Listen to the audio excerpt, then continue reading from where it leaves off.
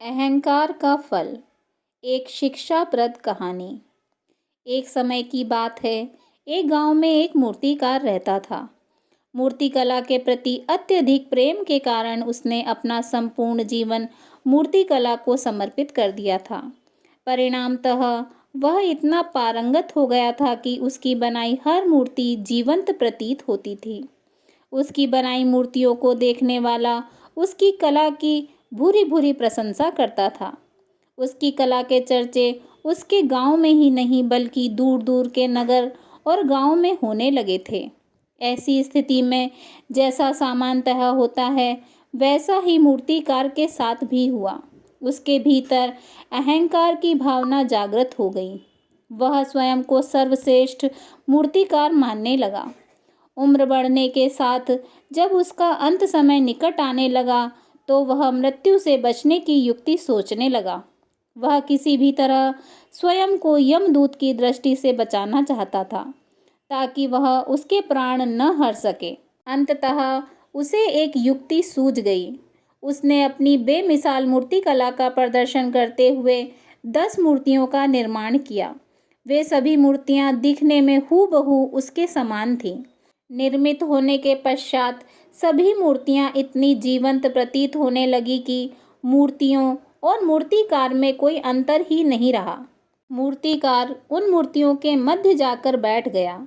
युक्ति अनुसार यमदूत का उसे इन मूर्तियों के मध्य पहचान पाना असंभव था। उसकी युक्ति कारगर भी सिद्ध हुई। जब यमदूत उसके प्राण हरने आए तो 11 एक सरी की मूर्ति को देखकर चकित रह गए। वह उन मूर्तियों में अंतर कर पाने में असमर्थ थे, किंतु उसे ज्ञात था कि इन्हीं मूर्तियों के मध्य मूर्तिकार छुपा बैठा है। मूर्तिकार के प्राण हरने के लिए उसकी पहचान आवश्यक थी। उसके प्राण न हर पाने का अर्थ था प्रकृति के नियम के विरुद्ध जाना। प्रकृति के नियम के अनुसार मूर्तिकार का अंत समय आ चुका था।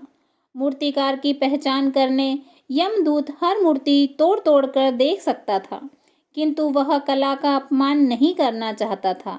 इसलिए इस समस्या का उसने एक अलग ही तोड़ निकाला।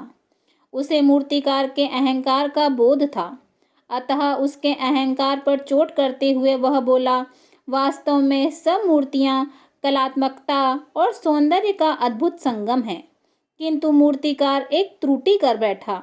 यदि वो मेरे सम्मुख होता तो मैं उसे उस त्रुटि से अवगत करा पाता। अपनी मूर्ति में त्रुटि की बात सुनकर अहंकारी मूर्तिकार का अहंकार जाग गया।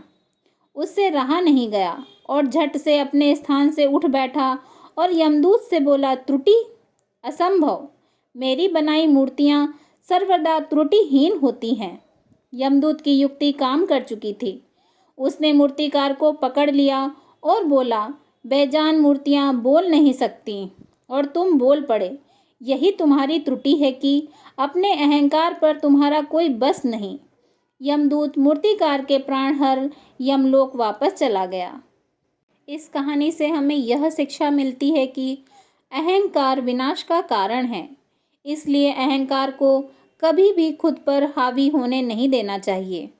आपको यह कहानी कैसी लगी प्लीज़ मुझे कमेंट करके बताइए और इसी तरह की कहानियाँ सुनने के लिए मेरे चैनल को लाइक और सब्सक्राइब कीजिए। धन्यवाद।